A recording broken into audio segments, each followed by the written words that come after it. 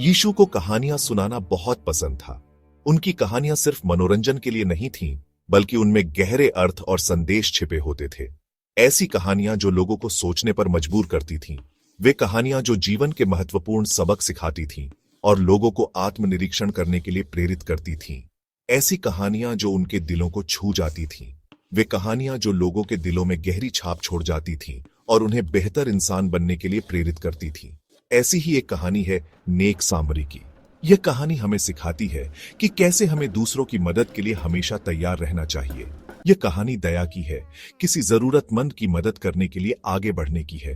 यह हमें सिखाती है कि सच्ची मानवता क्या होती है।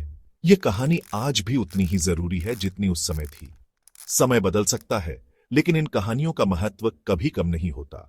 यह कहानी हमें एक सफर पर ले जाती है, एक ऐसा सफर जो हमें अपने भीतर झांकने और अपने कर्मों का मूल्यांकन करने के लिए प्रेरित करता है। बेरुखी से कर्म की ओर का एक सफर।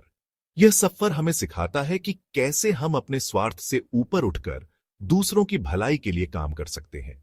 यह हमें खुद से आगे बढ़कर उन लोगों की मदद करने के लिए प्रेरित करती है जिन्हें हमारी सबसे ज्यादा जरूरत है। यह हमें सिखाती है कि सच्ची खुशी दूसरों की मदद करने में है। यह बेहतर करने का एक आह्वान है। यह हमें याद दिलाती है कि हम सभी के पास दुनिया को एक बेहतर जगह बनाने की शक्ति है। एक आदमी का तस्वर कीजिए जो अकेले सफर कर रहा है। वह एक लंबी और कठिन यात्रा पर है और रास्ता सुनसान और खतरों से भरा हुआ है। उसे लूटा गया, पीटा गया और सड़क किनारे मरने के लिए छोड़ दिया गया। उसकी हालत बहुत गंभीर है और उसे मदद की सख्त जरूरत है। एक पुजारी वहां से गुजरता है, लेकिन वह रुकता नहीं है। वह आदमी की मदद करने के बजाय अपनी राह पर चलता रहता है। फिर एक लेवी आता है, लेकिन वह भी घायल आदमी को नजरअंदाज कर देता है। वह भी बिना रुके आगे बढ़ जाता है। अंत में एक सामरी आता है। सामरी को देखकर घायल आदमी को थोड़ी उम्मीद जागती है। सामरी और यहूदी आपस में दोस्त नहीं थे। उनके बीच बहुत पुरानी दुश्मनी थी और वे एक दूसरे पर भरोसा नहीं करते थे। फिर भी यह सामरी उस आदमी की हालत देखकर दया से भर जाता है। वह उसकी मदद करने का फैसला करता है। वह उसके जख्मों पर मरहम लगाता है, उसे सुरक्षित जगह ले जाता है और उसकी देखभाल का खर्चा उठाता है।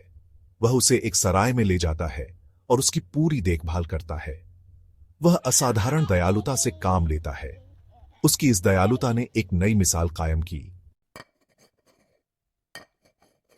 यह कहानी सिर्फ जरूरतमंदों की मदद करने के बारे में नहीं है।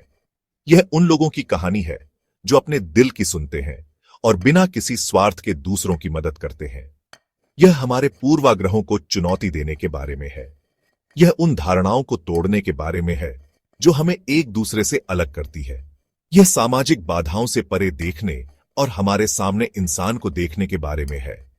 यह उन दीवारों को गिराने के बारे में है जो हमें बांटती हैं। सामरी को घायल आदमी की पृष्ठभूमि की परवाह नहीं थी। उसने केवल उसकी पीड़ा देखी और उसकी मदद की। उसने एक दर्द में साथी इंसान को देखा और मदद की। यह कहानी हमें सिखाती है कि सच्ची दया और करुणा किसी भी सीमा को नहीं मानती। यह कहानी हमें याद दिलाती है कि दया की कोई सीमा नहीं होती। यह हमें दिखाती है कि हम सभी में करुणा और प्रेम की क्षमता है। यह दोस्त या दुश्मन, अमीर या गरीब में कोई भेद नहीं करती। यह हमें सिखाती है कि हम सभी एक समान हैं। यह हमें सभी के प्रति प्रेम और दया से पेश आने का आह्वान करती है। यह हमें याद दिलाती है कि सच्ची मानवता की पहचान हमारे कार्यों में है।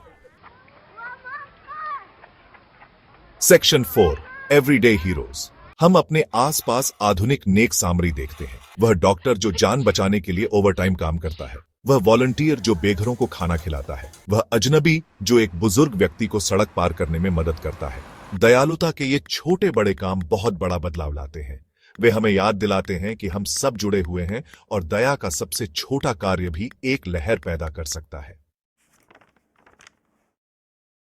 Section 5 answer the call.